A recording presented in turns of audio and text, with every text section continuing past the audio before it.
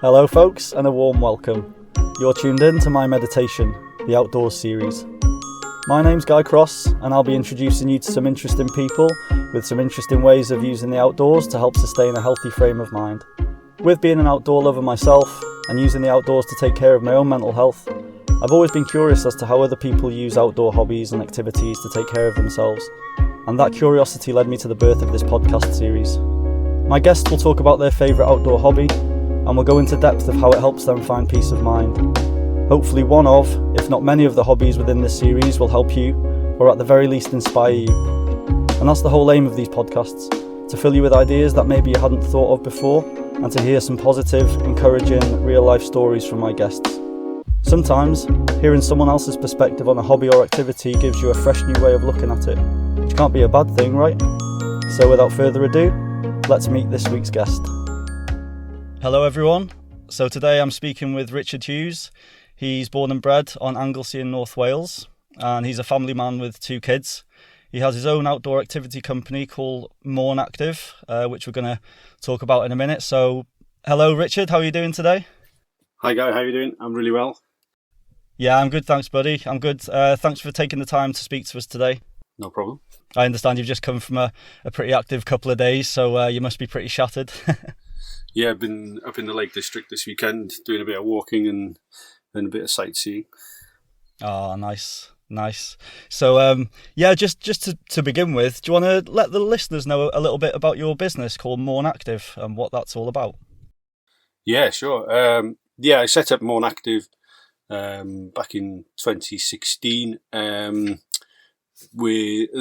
main bulk of the work at that time was delivering first aid courses, so outdoor first aid for people working in the outdoors, as well as kind of the sort of first aid course you do at your factory or office type building. So it was quite a broad range of first aid courses, and about the same time as well, I was starting to offer more and more outdoor activities. The business kind of grew into delivering both those aspects really, and we've been doing that now for 5 years. Prior to that, I've been working in the outdoor industry since sort of 2004, 2005 with a season in Bude, and then went to uni, and then came out of uni and went to work at local authority level, working as an outdoor activity development officer. So yeah, I've been very much in the outdoor industry since then, sort of 16, 17 years now. No, fair dues. That's a fairly lengthy time. So were you into the outdoors before you started all of this as well? Only a little. I did when I was much younger. I was in the Air Cadets, and that really gave me my first taste, I guess, of outdoorsy stuff. We did a little bit of climbing and stuff, and kayaking in school, but not a huge amount. And then the Air Cadets went on a few adventure training weekends and adventure training week long sort of holidays in different parts of the country, and then just dabbled with it then because it was never something that became a really big thing until I moved down to Bude and then started doing it full time. Yeah. What a beautiful place to start it, Bude down in Cornwall, right? Yeah. It's a great place. Yeah, great surf, stunning. Great cliffs for climbing and stuff.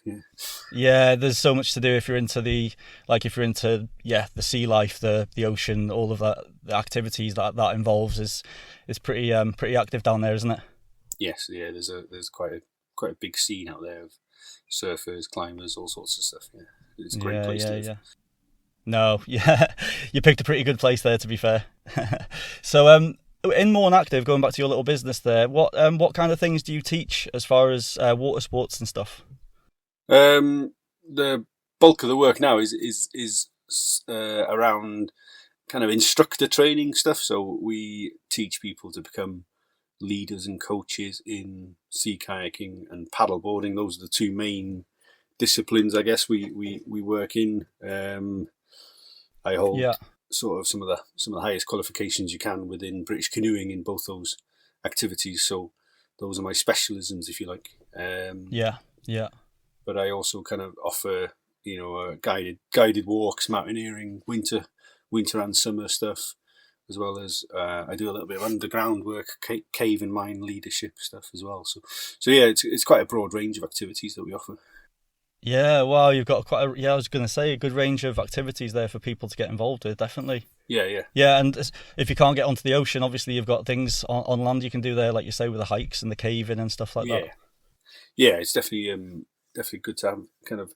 I think the industry demands, that people. You've either got to be a super specialist and be an expert in your field, or you've got to have quite a broad range of qualifications in a broad range of activities, really. Yeah. So what's your favourite like outdoor activity? What's your form of, say, meditation that you go to? What makes you feel the best? I think just anything that involves being on the ocean. I think so. Being on the sea. Yeah, you're a big sea lover, basically. Yeah. Kind of. I grew up on Anglesey, but never really kind of. Never really sort of took up any kayaking or anything like that when I was a kid, but not until I was much older. But yeah, but I've always been kind of a big fan of the sea, and then more recently, it's either it's just spending time in my sea kayak or on the paddleboard, as far away from other people as possible. Usually, yeah. I was going to ask you actually. Yeah, I was going to ask you a question of, do you prefer going out like into the ocean by yourself, or do you like going in groups? Obviously, with your work, you're going to be with groups of people. That's a different kettle of fish. But in your own time, how do you like to do it?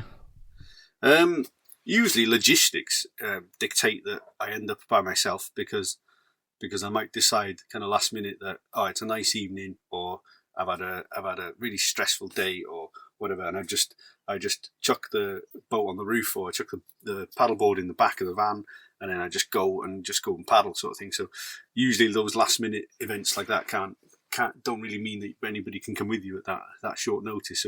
So yeah, a lot of my paddling like that is solo, but I do enjoy paddling with friends and stuff as well. We've got a bit of a scene here on Anglesey, which I kind of enjoy partaking in, which is kind of looking at sea kayaking and stuff in a kind of with a more performance angle on it. So applying, sort of sports science training type stuff, methodology to what is kind of usually viewed as quite a sedate, calm sport. We take it to a different place and try and do time trials, or go around an island really fast, or who can go from A to B really quickly, or that sort of thing. So it's kind of like a different approach to it, really.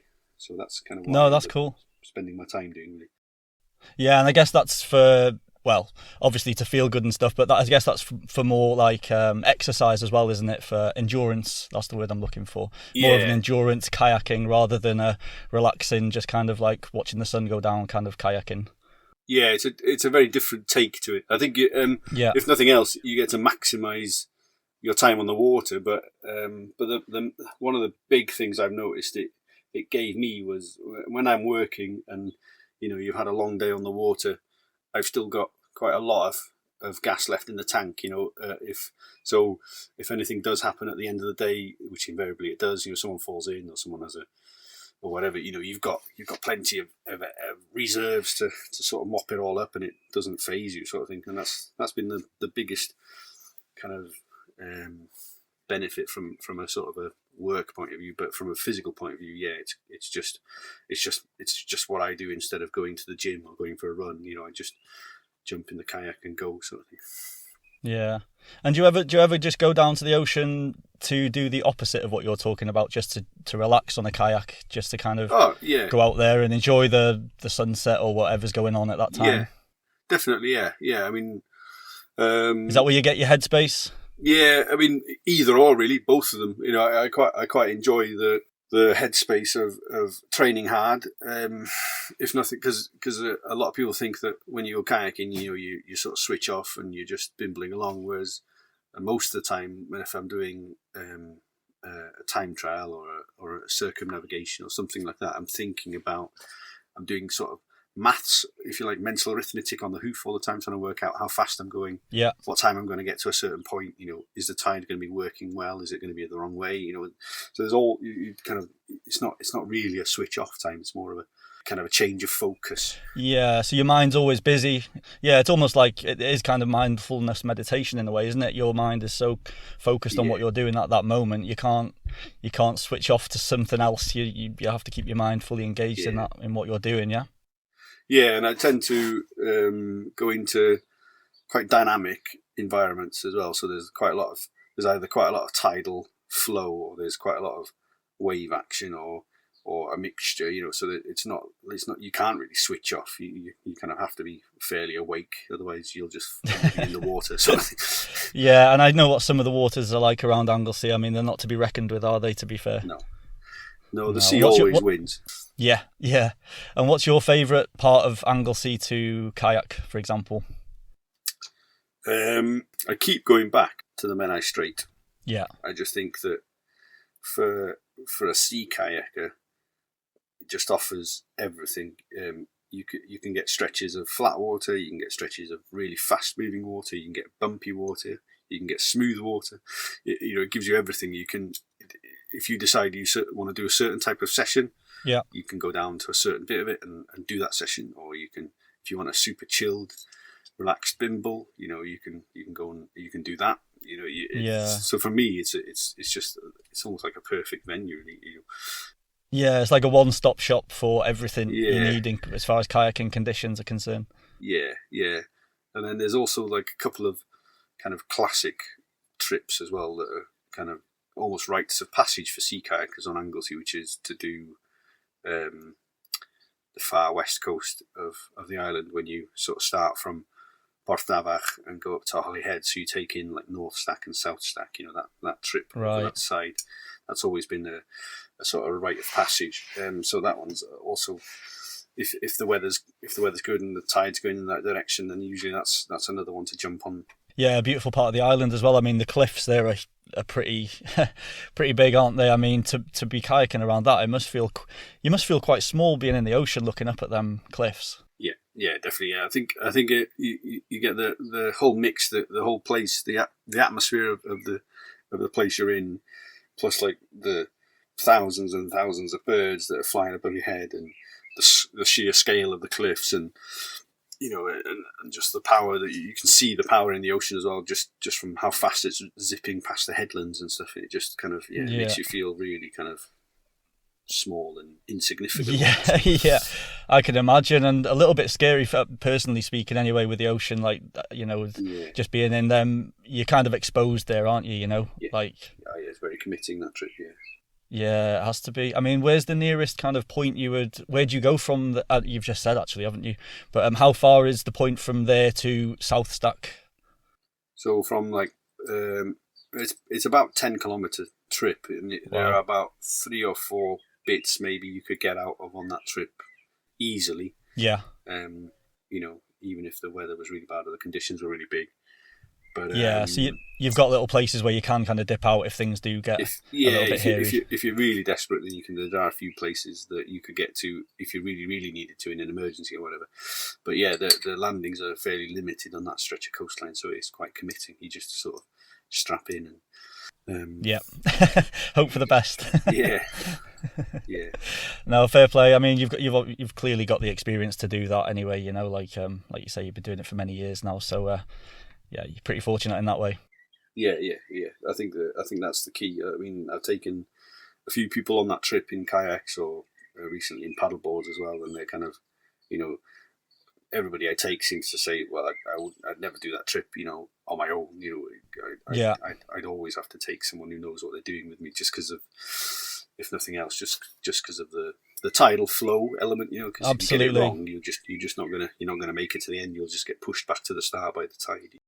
Yeah, and just the thought of just them cliffs in front of you, and you can't physically get on land, can you? If something's happened, at least if you've got like in Llanddwyn, like Newborough or something, at least you can kind of. Yeah, there's always somewhere you can just sneak out. Yeah. You might have a long walk, but you can always get off the water, sort of. Yeah, exactly. Yeah. Oh, fair dues. That sounds exciting, man. I mean, I'd love to have a little go at in the Menai Straits. That sounds like my kind of thing. Yeah. I might have to come with you one day. Yeah, definitely. On one. Are you open for business now with the whole lockdown situation? Are things opening up a bit? Yeah. Because at the time of I was recording this, obviously, just so the listeners know, everything's opening up a little bit more in Wales now with the lockdown. So that's the reason I'm asking Richard that question. So yeah, from yesterday, which was the 26th of April, I'm allowed now to run outdoor activities for groups that are more than sort of 2 households can be out together now. So we can run sessions with groups up to 30 people. So that means that we can return pretty much to normal work, although still maintaining social distancing and all that sort of stuff as best we can. Of course. But over the past few months, when it's been sort of the more restricted, the only work I've really been doing is sort of is one-to-one coaching and some first aid courses for people who needed the qualification for their work, for instance. So it's only been essential training and things like that. So yeah, the work's been very, very limited, and it's been, I can imagine, really tough. Yeah. Well, we'll have to talk about coming out with you. We'll discuss it a bit later on. Yeah, anytime. Yeah, that'll be cool. So, has there been a time in your life where you felt quite down, struggling with life a little bit, and you've used like paddleboarding and kayaking to help you through? Yeah, definitely. I think it's been the one thing that's been kind of consistent in my life has been the sort of access to water sports, especially as I become older and started doing it as a profession. Yeah. Whenever I've kind of felt down, felt upset, felt sad, I know, like, well, tomorrow let's go kayaking, or if we can just make it to Thursday or Friday, we can go kayaking at the weekend or whatever.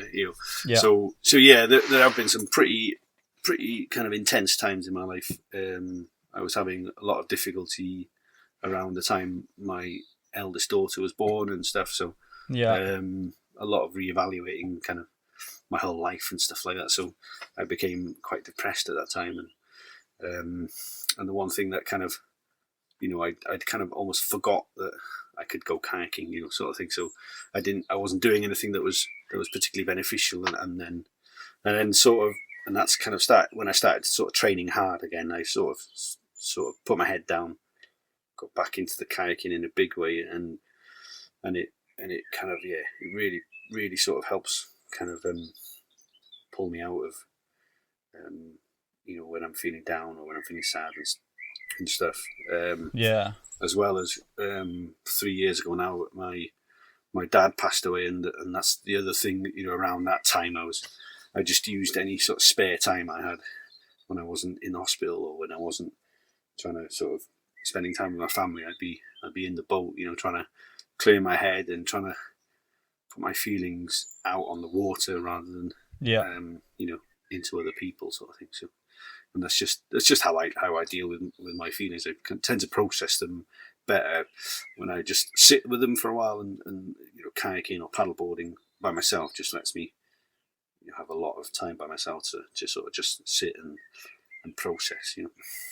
Yeah, no, I totally understand what you're saying, because I use cycling for that, basically. Like I use cycling quite a lot if I'm feeling like a little bit low, or if you just need to think about something, a situation that might be a little pester in your head. I mean, it just seems like if you take yourself somewhere, obviously if you're paddleboarding or kayaking on your own, you're on the ocean on your own, and I'm cycling, for example, it just gives you time to think, and you come up with like solutions quite often as well, don't you? Or you'll think of from a different angle to a problem, and it might not seem so bad, Yeah, sometimes I find that those thoughts that I'm having just sometimes just need time. They just need time to sit.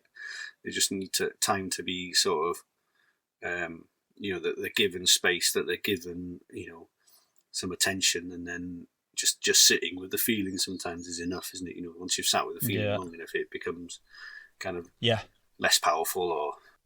Yeah, and that's quite a learning curve, actually, isn't it? Because we quite often jump the gun to, predict the worst and everything, but then, like you say, once you sit with it for a while, it kind of doesn't become so scary, does it? Or it doesn't seem so big, Absolutely. No, yeah. And what a great place to gather your thoughts anyway on the ocean. I mean, even the sound of the ocean, the waves and everything, and the birds. Obviously, you've got the seabirds there, especially on the straits. I'm guessing must be quite nice to listen to as well as the visual. Just sat there, just sat floating, kind of with the tide kind of moving along slowly, and just hearing, variety of birds screeching and calling each other and stuff. Yeah, it's always been, quite a very calming influence, I guess. Yeah, and I guess you've grown up with that as well, haven't you? Living on Anglesey, Yeah, to an extent. Yeah, kind of. When I was a lot younger, you always used to cycle to. I live kind of almost in the middle of Anglesey, so I used to cycle to Bentley or something like that and go and go to the beach and stuff, and just being near the sea was enough back then. So. Yeah, that's exactly how I am actually. Like, just being by the ocean is plenty for me. I've just been down to South Wales doing some voluntary work down there, and it was right by the coast. The farm I was on was a 5-minute walk to the beach, to the ocean. Yeah, and all I'd have to do is sit up on the cliffs there of an evening, and it was just meditation basically. The birds, the ocean, the little fishing boats nipping back and forth. It's just a nice lifestyle, isn't it? Yeah, I think just have to kind of.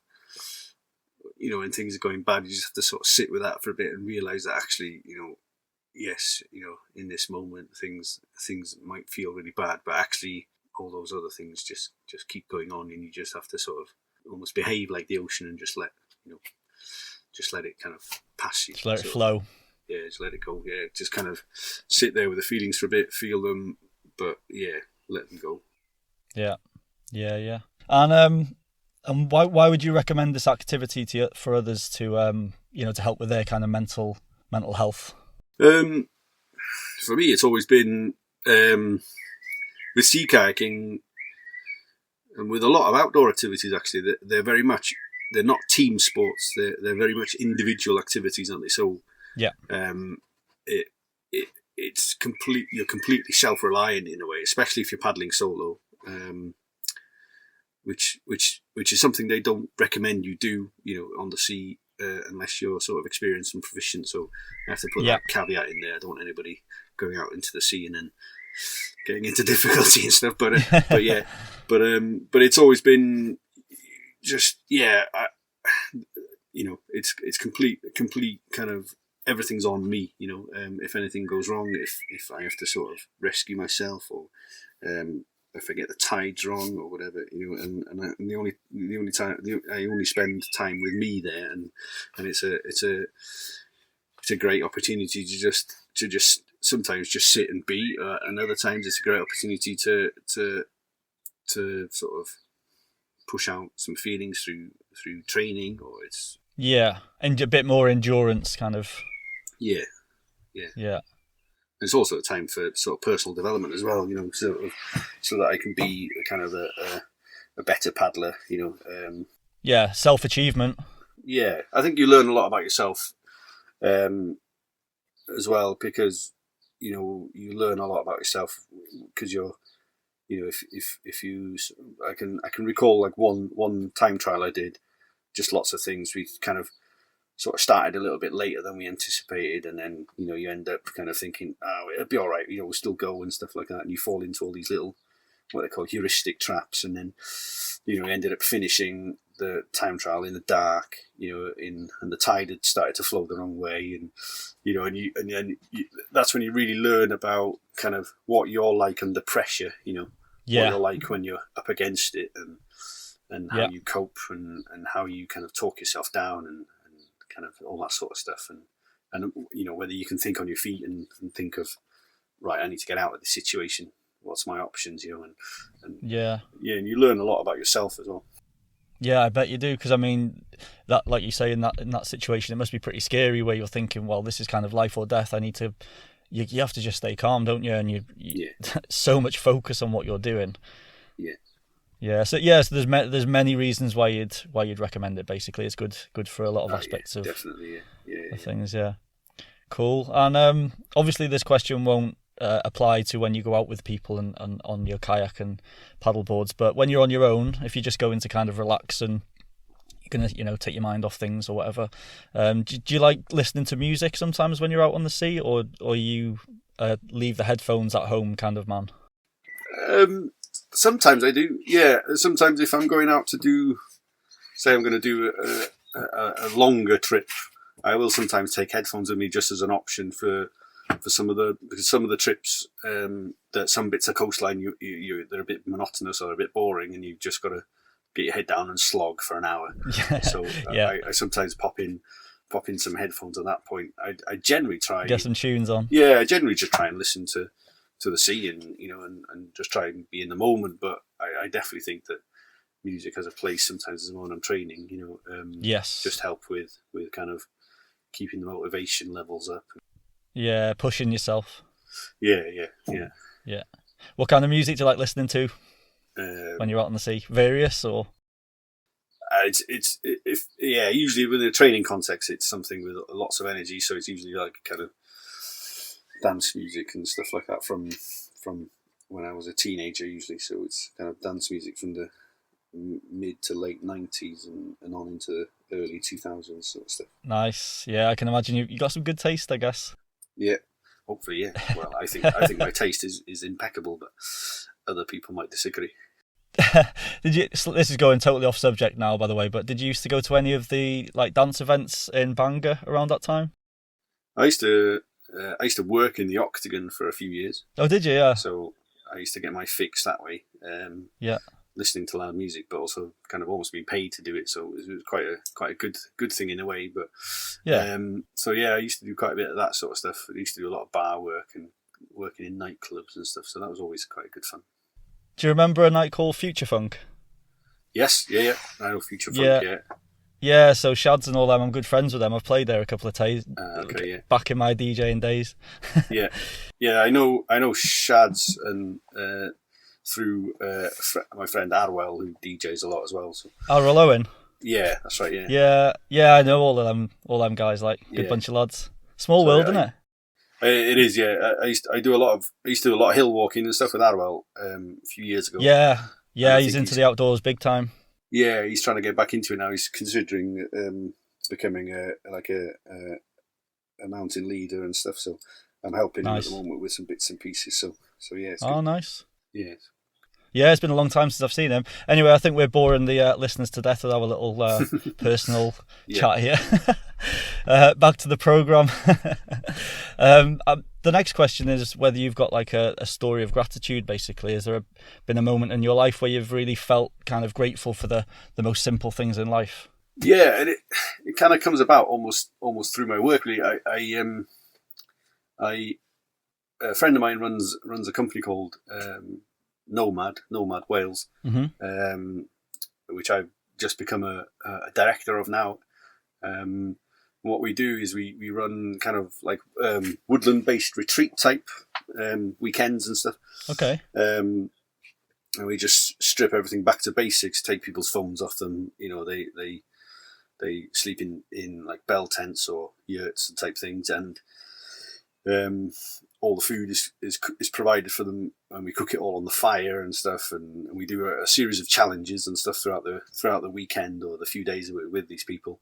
And kind of I always kind of felt that even though I was kind of facilitating the challenges and working, just the really what those weekends kind of give me, and I look forward to them. Even though I know they're going to be I do a lot. We work really hard to make them really, really nice for the people and stuff. But it's always amazing to just have time with people, sat around a fire, eating kind of good food, and the only light you've got is the firelight, and people can tell stories, or we can just sit and listen to nature, or we can do some sort of meditating type stuff. Yeah. Back to basics basically, and just enjoying each other's company and just the nature that surrounds you. That sounds amazing. Strip everything away. Yeah. Yeah, and so that gives you plenty of time to feel grateful for everything you have in your life. I guess when you go home, you flick the kettle on. go for a nice hot shower. All the luxuries are back, and then you feel you must. I usually take a few days to sort of go back into normal life after it, really, because I kind of I don't live a normal 9 to 5 life like most people do anyway. So I've got a luxury of being able to sort of stay in that kind of mode for a few days. Usually it takes me a while to decompress from that side of things, which is nice. But then your hair still smells of smoke, and your eyes are still stinging a little bit for a few days afterwards. It's good.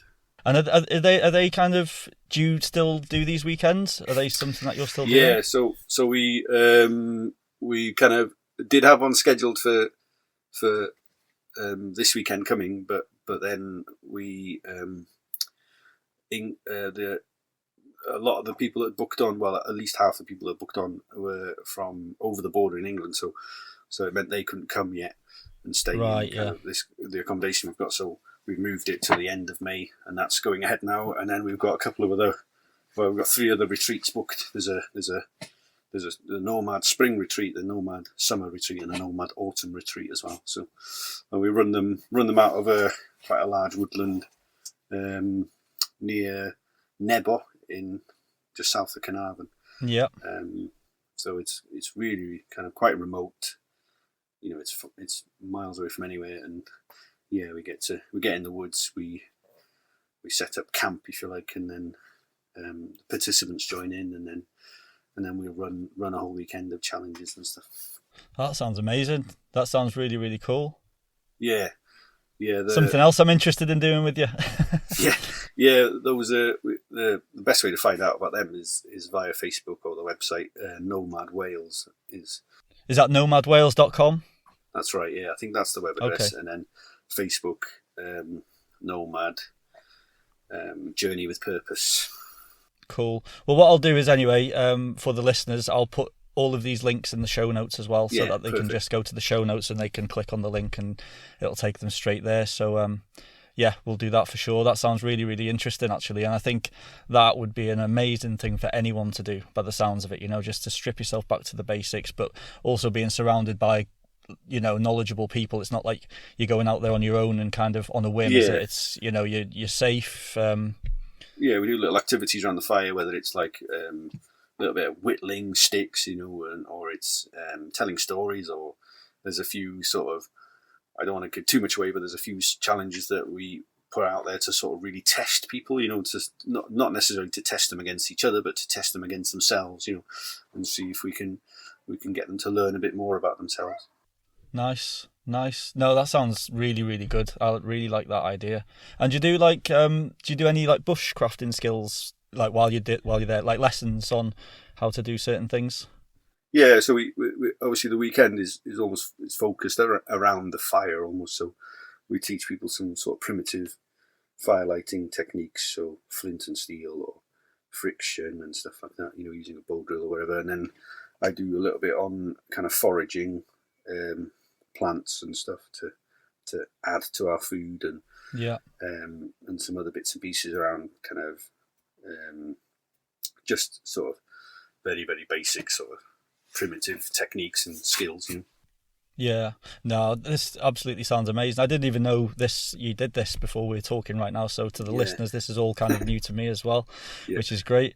Yeah, no, I think that's amazing. Really well done. I think that can help a lot of people with their mental health. And I think coming out of the pandemic, I think it'll be something that kind of everybody needs almost. I think certainly I've been looking into developing more of that side of the business as a sort of as a therapeutic intervention for people who have mental health problems or who definitely are having issues and stuff. And so I'm exploring some avenues now around whether we can expand it into something a bit different as well, so we can offer it as a almost like, well, it'd be like a prescription, for people. Like a service, like definitely.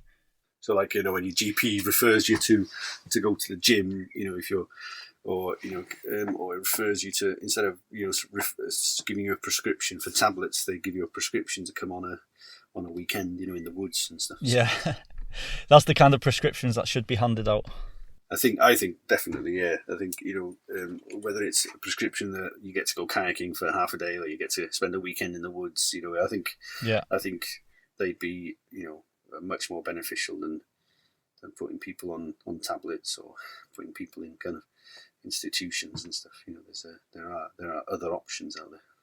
Absolutely, I totally agree. I mean, obviously, certain people do need medications and things like that, but there's so many people that I speak to that they use the outdoors. They've got an activity that they use, and that sorts them out. And that's what these whole podcasts are about, is talking to people like that can hopefully encourage other people to go down the same path. Definitely. And what you've just brought up there, everything you've talked about, with your kayaking and everything, but especially that bit at the end, I've loved that. That's a really good idea of taking people out into nature and showing them some skills, and that will give them then, even myself going I'd learn loads off you, I'm sure, and feel more confident in going for like wild camps and things like that by yourself eventually. Yeah, and I guess, if, like I said earlier about me going, when I spend a lot of time by myself in the kayak or on the paddleboard, it's about that. It's not about kind of necessarily becoming a better kayaker or a better paddleboarder. It's about, I think, most of the benefits I get from that time is usually about learning about myself. Really, I get to learn more about how I process stuff, how I work through issues and problems, and how to resolve things, how to sort of fix things, how to make things better, that sort of stuff. And I think that's the key bit of the outdoors for me. And I've seen it I've been fortunate to see that change happen in people whilst I've been working with them, and that's what I still get a buzz from that 15, 16 years on. I saw it in the first few days of when I was working in the outdoors with little kids in an outdoor centre, and I still see it sort of today, when you see people kind of people expect me to get bored of it almost, but I don't. I see my first puffin of the season. I kind of do a little dance, or I see I could be kayaking and porpoises or dolphins pop up next to you, and those experiences are just absolutely magical, and they still are 15 years on. So I can't imagine that can ever get boring, like just seeing animals like that and all of them kind of experiences. That surely can't get boring, Yeah, I'll still be doing it, hopefully, until my body tells me I can't anymore. Yeah, and even then, I'd probably still give it a go. Still give it a whirl, yeah. Nice one. It's been great talking to you, Rich. There's just a little section at the end here that I call Turn the Table, and it's when the guest gets to ask me a question. And I don't know whether you have a question there for me, or... Yeah, you mentioned earlier kind of cycling and stuff like that as being kind of a big part of your life in terms of being that therapeutic kind of output almost. I just kind of was interested in the type of cycling and stuff you do. Is it more mountain stuff, or is it road based, or is it? Yeah, well, it's kind of just, I call it just cruising. Okay. I just kind of I don't do it for endurance. I don't have a road bike. I've got like a hybrid type bike, okay. So you can go along the road, you can go off road a little bit, So it's that's the kind of cycling I do. I mean, when I'm going, if I feel like putting my foot down a little bit, so to speak, I'll kind of give it a little bit of gas, But if I generally, cycling for me is more like for the therapeutic side of things, where I'm just kind of looking at my surroundings, taking everything in, listening to the sounds as I'm going past, pulling over take a few photos or whatever. It's just about enjoying the ride for me, So I think I can definitely see that. I definitely lose sight of that sometimes when I'm training. I can kind of just sit back and analyze the session a bit too much. I kind of think, I saw my heart rate drop there. I wonder what happened there. Did I stop pulling, or did I stop? Instead of just thinking, I had a really lovely time on the water tonight. That's why I said to you before. Do you ever use your kayaking just to go there purely to just look at your surroundings, listen to the sounds, look at the water, look at the reflection, never mind your heart rate and how fast you've been, that kind of thing, which is good, obviously, for your fitness and all of that. But I think for a meditative reason, I think it's nice to just switch off and just look at where you are and what you're listening to and that kind of thing, What I got to try and do is kind of balance it out, really. Try not to go too hard. Yeah. No, don't get me wrong. When I'm out on my bike, if I've been up and down a road I've been up, or a kind of a route that I've been before, sometimes, like you said with your kayaking, you might get a boring section where and then I might put my foot down a little bit to get a bit of the heart going a little bit, and then I'll get to the nice scenic section and I'll chill out, I'll slow down and just appreciate what's kind of in front of me. So I love that, I find cycling just a nice speed. Like, I find walking a little bit too slow. I find a car's a bit too fast. And cycling is just a nice little speed, Yeah, I love it. So that's my kind of cycling. I'm not a Lycra wearer, unfortunately. I don't kind of, test my speed and see how fast I've gone and all that. I'm nothing against that, obviously. But that's not the kind of cycling that I enjoy, It's good. So, yeah. Well, cheers, Rich.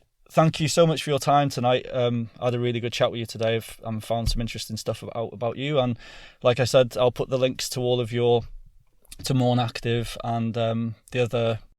What was the other one called again, sorry? Nomad. Yeah, I'll put all the links down. I'll send you the links so you can put them on the show notes and stuff. Yeah, absolutely, mate. That'll be great. I'm sure some of the listeners will be very interested in what you're doing there, Great. Thank you, Guy. Cheers, Richard. Well, you enjoy the rest of your evening. And I'll speak to you again soon. Yeah, nice one. Okay, take care, Rich. Cheers, Guy. Thank you. See you, mate. Bye. Bye. Well, I thoroughly enjoyed that chat with Richard, a man that has so much knowledge and experience with many outdoor activities. Before we started talking, I had no idea about Nomad, the retreats that he helps organise. Such a great idea in general, but especially for helping create a healthy, peaceful frame of mind.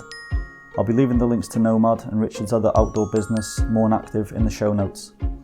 Richard loves his work, and so much so that he also uses it for his own mental health when needed. I can see how he benefits from being on the open waters, with the sound of the waves lapping against the kayak or paddleboard, the seabirds singing their little hearts out, and the stunning views that he gets from the North Wales coastline. What a great form of meditation. So if this activity sounds like something you may enjoy, and you haven't given it a go yet, then maybe you should. It could help you gain a peaceful frame of mind, just like it does for Richard. And who knows, maybe this will be your form of meditation in the future. Thank you once again for tuning in. If you want to join us over on Facebook and Instagram, then search for My Meditation Podcast. I'll leave the links to both in the show notes, as well as the link to the official My Meditation Podcast channel, which you're more than welcome to subscribe to. The Facebook and Instagram page offer positive, inspiring and light-hearted quotes, photos and videos designed to bring a little happiness into your life. If you found any value from this podcast, I'd highly appreciate it if you could rate it and review it. And if you're feeling extra passionate, then please feel free to share it with the world and spread the word. It all helps the channel grow, which in turn means we can reach more people, which means helping more people. These podcasts are getting released every fortnight, so I hope you can join us for the next, and who knows, it could be about an interesting hobby or activity that could possibly be a life changer for you. Until then, take care and have fun, folks. Peace.